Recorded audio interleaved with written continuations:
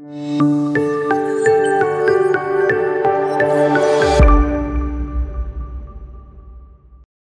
అండి, welcome to my channel. నేను వెల్లి జగడదారు. ఇవాళ యాక్చువల్గా నేను చెప్పే ఈ ఎపిసోడ్ అయితే ఎవరైతే అర్థం చేసుకుంటారో కేవలం అర్థం చేసుకొని ఆచరిస్తే చాలండి 3,50,00,000 లాభం వస్తుంది. మీరు కరెక్టేనండి. నేను చెప్పిన ఇన్వెస్ట్మెంట్ స్ట్రాటజీ మీరు విని అర్థం చేసుకొని ఆచరిస్తే ఖచ్చితంగా మీకు 3,50,00,000 అధికంగా రిటర్న్ పొందుకోవచ్చు. ఎలా అని చెప్తాను. ఇప్పుడు చూడండి, చాలామంది మాకు కాల్ చేస్తారు, మా దగ్గర ఒక 50 lakhs అమౌంట్ ఉందండి, మేము మ్యూచువల్ ఫండ్స్లో ఆల్రెడీ ఇన్వెస్ట్మెంట్ చేస్తున్నాం. సో ఒక బలానా అడ్వైజర్ దగ్గర మేము ఎప్పటి నుంచో మ్యూచువల్ ఫండ్స్ ఇన్వెస్ట్మెంట్ చేస్తున్నాం.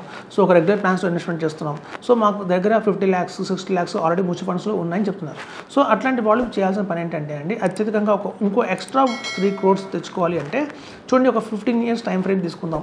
సో ఈ 15 years టైం ఫ్రేమ్లో కనుక ఒకవేళ మీరు కనుక 50 లక్షలు ఏదైనా రెగ్యులర్ మ్యూచువల్ ఫండ్స్లో కనుక కంటిన్యూ అవుతుంటే, అందులో కనుక మీకు ఒక large cap fund, mid cap fund, small cap fund, thematic fund, ఇట్లా రకరకాల ఫండ్స్ అన్ని పెట్టుకొని మనం క్యారీ అవుతుంటారు జనరల్గా. సో ఇట్లాంటి వాళ్ళు చేసే పని ఏంటంటే, మనకి నాన్ డిస్క్రిషనరీ పిఎంఎస్ అని ఒక మంచి పిఎంఎస్ ఉందండి. ఈ పిఎంఎస్లో జరిగే లాభం అంటే చెప్తాను. ఇప్పుడు చూడండి, చాలామందికి తెలుసు ఒక రెగ్యులర్ ప్లాన్స్ అని వేరుగా ఉంటాయి, అలాగే డైరెక్ట్ ప్లాన్స్ అని వేరుగా ఉంటాయి. ఈ రెగ్యులర్ ప్లాన్స్ వేరుగా ఉంటాయి, డైరెక్ట్ ప్లాన్స్ వేరుగా ఉంటాయి. రెగ్యులర్ ప్లాన్స్ అంటే ఏంటంటే, ఒక అడ్వైజర్ ద్వారా మీరు ఇన్వెస్ట్ చేస్తే అది రెగ్యులర్ ప్లాన్ అంటారు. లేదు డైరెక్ట్గా మనం కనుక ఇన్వెస్ట్మెంట్ చేసుకుంటే డైరెక్ట్ ప్లాన్ అంటారు. డైరెక్ట్ ప్లాన్లో మనకు వచ్చి ఎక్స్పెన్స్ రేషియో కొంచెం బాగా తగ్గుతుందండి. సో మనం ఒక 5 lakhsకి 10 lakhsకి పెద్ద డిఫరెన్స్ రాదండి. అలాగే ముందే చెప్తున్నాను, అలాగే 20 lakhs కూడా పెద్ద డిఫరెన్స్ అని రాదు.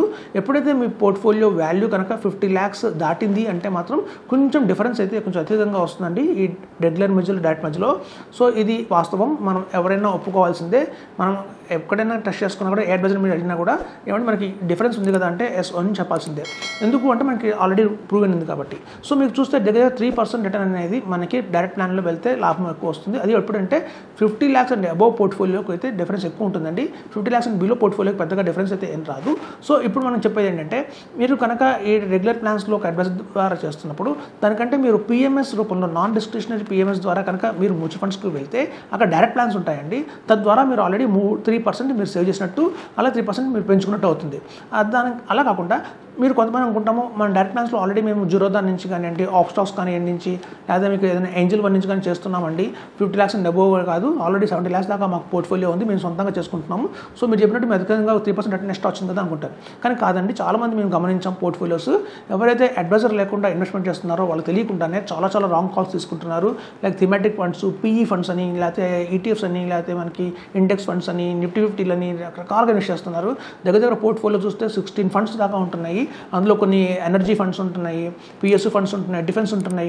ఇట్లా మీరు చేసే ఒక పెద్ద పొరపాటు ఏంటంటే, అన్నెసరీ ఫండ్స్ని చాలా డ్రాగ్ చేసుకుంటూ, ఒక అడ్వైజర్ చెప్పాడని ఇంకో ఫండ్ అలా ఇన్వెస్ట్ చేసుకుంటూ మీరు సొంతంగా తీసుకున్న నిర్ణయం వల్ల ఏమవుతుందంటే, మీకు తెలియకుండానే అత్యధికంగా డ్యామేజ్ అవుతుంది మీ పోర్ట్ఫోలియో.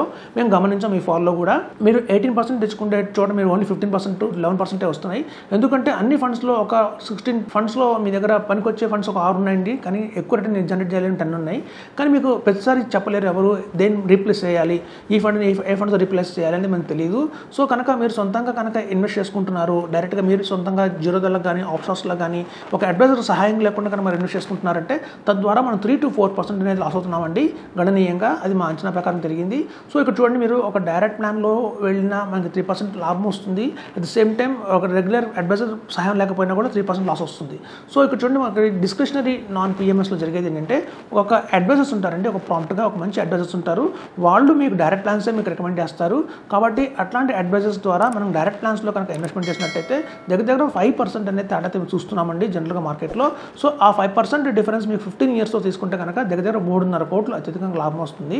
ఇప్పుడు ఫర్ ఎగ్జాంపుల్ చెప్తాను, మీరు కనుక 50 lakhs ఇన్వెస్ట్మెంట్ చేశారు, మీరు సొంతంగా ఒక డైరెక్టర్గా ఒక రెగ్యులర్గా ఒక అడ్వైజర్ ద్వారా వెళ్తున్నారు అనుకోండి, మీకు ఒక 20 yearsలో మీకు వచ్చే ఎంత అంటే దగ్గర సుమారుగా 4 కోట్ల దాకా వస్తుంది. అదే కనుక నాన్ డిస్క్రిషనరీ పిఎంఎస్లో కనుక మీరు ఇన్వెస్ట్మెంట్ చేస్తే అక్కడ ఒక అడ్వైజర్స్ వాళ్ళు ప్రాపర్గా మీరు ఛానలైజ్ చేస్తారు. అందులో కూడా మీరు వాళ్ళు అడ్వైస్ ఇచ్చిన ఫండ్స్లో కావాలంటే 1-2 మీరు మార్చుకోవచ్చు, మీకు అవకాశం కూడా ఉంది. సో అట్లా కనుక మనం మార్చుకొని చేసుకుంటే కనుక 20 yearsలో మనం దగ్గర 7.5 crores తీసుకొచ్చండి. సో నేను చెప్పినట్టుగా మీకు అత్యధికంగా 3.5 కోట్లు అనేది రావడం జరుగుతుంది. సో కాబట్టి ఇది బెస్ట్ ఇన్వెస్ట్మెంట్ ఆప్షన్ అండి. మనం కనుక 50 lakhs అండ్ అబోవ్ కనుక పోర్ట్ఫోలియో మీద ఉంది అంటే మాత్రం మ్యూచువల్ ఫండ్స్లో ఖచ్చితంగా స్ట్రాంగ్ రికమెండ్ చేస్తున్నానండి. ఎటువంటి రిస్క్ ఉండదు, ఎందుకంటే డైరెక్ట్ ప్లాన్సే ఉంటాయి, మ్యూచువల్ ఫండ్సే ఉంటాయి. కాబట్టి సో ఇట్లాంటి పిఎంఎస్లో కనుక మీరు ఇన్వెస్ట్మెంట్ చేస్తే మీకు అత్యధికంగా లాభం అయితే వస్తుందని చెప్తున్నాను. Thank you.